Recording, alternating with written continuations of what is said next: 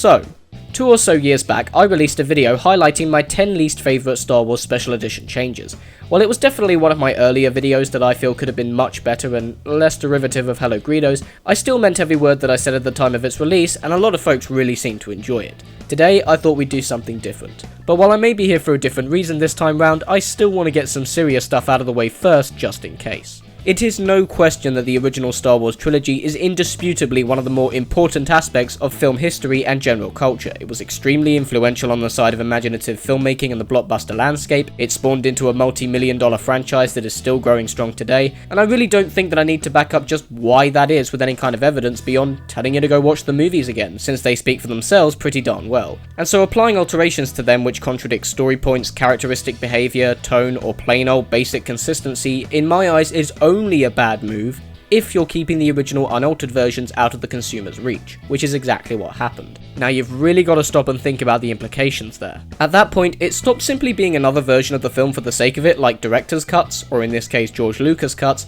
which the man was well within his right to put out, and I highly doubt anyone would have kicked up a fuss had he allowed both versions to coexist side by side, and instead essentially becomes a flat-out attempt to change the movies forever, an attempt to alter the past, by openly saying that these are the only renditions available and choosing not to release the original versions from there on out. It betrays the historic truth we regard these movies to contain. And don't you dare give me the whole, the original cuts were released as crappy 4x3 Laserdisc recordings onto bonus discs in 2006, so that totally counts, nonsense either. Besides that, I don't think there's any real reason to dwell on those serious implications any further. I mean, would I like to rant off some more about how trying to incorporate CGI into footage from the fucking 70s looks about as subtle as Power Girl? Sure. But let's face it, it's been covered plenty of times by now, and since Lucas no longer has control over these, as far as I can tell, there's really no need to lose any more sleep over this kind of stuff, God forbid encouraging him to make more changes. But you know what hasn't been done by many? Well, covering the good to have come from all of it. Now don't worry, I'm not here to offer up some counterculture, the special editions are subtly really good discussion, but when all is said and done, even though the alterations may not improve the movies in their entirety, when a step back is taken and you realise just how many were applied to these films,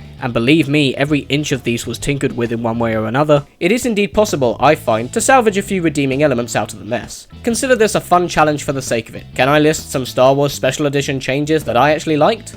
Well, yeah.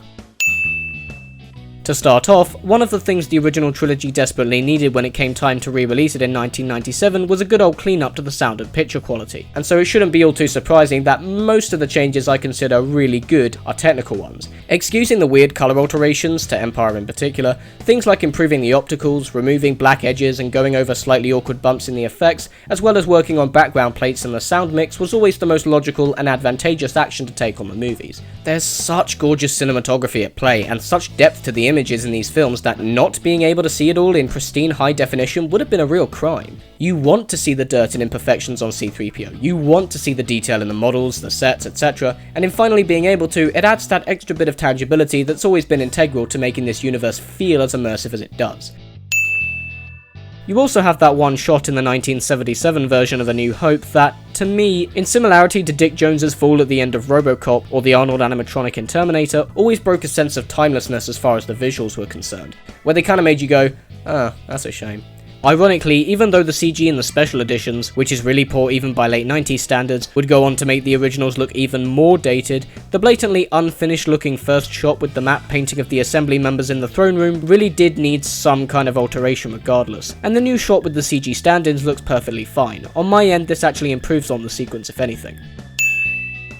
I also have a bit of a fondness for the alterations made to the Death Star X-Wing attack in A New Hope. Sure, if they replaced the entire sequence with computer-generated footage, then yeah, this would definitely be a big no-no, but when paid close attention to, the original version is actually almost still here in its entirety. The only big thing that's happened is, even if the shots have been tinkered with by means of compositions, an effort has still been made to retain the original ship models, though it shouldn't be ignored that a few practical shots folks worked very hard on have still been removed. I can't say that the 77 sequence necessarily needed retooling, but I appreciate how this change allows the ships to appear more three-dimensional in their movements. Having them perform more dynamic twists and turns creates more of a thrilling action finale, which is also a reason I don't mind the CG Millennium Falcon shots. Moving away from the technical side of things, to me, the John Williams Victory Celebration score really does add something to Return of the Jedi's climax. Look folks, I love Yub Nub. this being the original theme that used to play over the sequence until 1997, just as much as the next guy. It's a great bit of tangible world building through diegetic sound, it doesn't intrude on the weight behind what the characters are supposed to be feeling, and I completely get why, based on the fact that for a very long time this was the big end to the entire Star Wars trilogy. Fans still get nostalgic over it. But I really like the newer piece Williams wrote for the special edition, and I think it often gets severely overlooked. Like I said, Yub-Nub's awesome, but on the flip side of it, have you ever watched that original ending and thought, this just doesn't feel grandiose enough? I'm not saying that I prefer one over the other, like I said, both have their pros and cons, but I personally think that the new theme is a little more in keeping with the rest of the movie. It's operatic yet subtle, it still sounds like something the Ewoks could be playing elsewhere in the forest, and the choir is really powerful stuff once the ghosts start showing up. Or at least it used to be back before the Dark Ages. The adage of like 100 stormtroopers to that one take in A New Hope when Han runs after them is a tad overkill if you remember how few of them were in the original version, but it doesn't change the comedic timing, the gag is still there. I also think that the inclusion of Biggs in the finale to A New Hope is a good move. While it may have worked better had the scenes of him been included towards the start of the movie also, it supports Luke's earlier statement that all of his friends were going off into the field and making a difference, and his death is also a decent emotional anchor to up the ante during the battle. Pretty much every fresh thing added to Cloud City is by far and away some of the best original work to stem from these. Not only did replacing the walls with windows and balconies add some serious scope, but the inclusion of the brand new CG exterior shots blend seamlessly with the older footage and give us a little more time to indulge ourselves in the sights and setting. The extended shot of the door makes Jabba's palace look massive. I do not mind that at all. Oh wait, I thought you were blind! It's alright, trust me! Oh wait, I thought you were blind! It's alright, I can see a lot better. Yeah, that's a funnier exchange. The new shots of the Sandcrawler look really great. I had a hard time finding out whether this was a model or CG, since it was created for the special editions, but the fact that I can't tell is a good sign in and of itself. And finally, sue me, I like the explosion rings.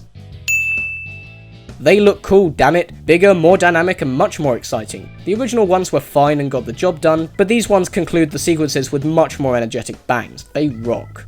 And that's about as much as I can think of. It's not too much of a surprise that most on here stem from A New Hope since production was on a time limit, but I still think it's quite interesting to look back on these alterations in retrospect and give a second thought as to whether or not the special edition changes were all that terrible. I mean, a lot of them were, but maybe not all of them. Cheers for watching guys, and as always if you like this video, you can subscribe to my channel.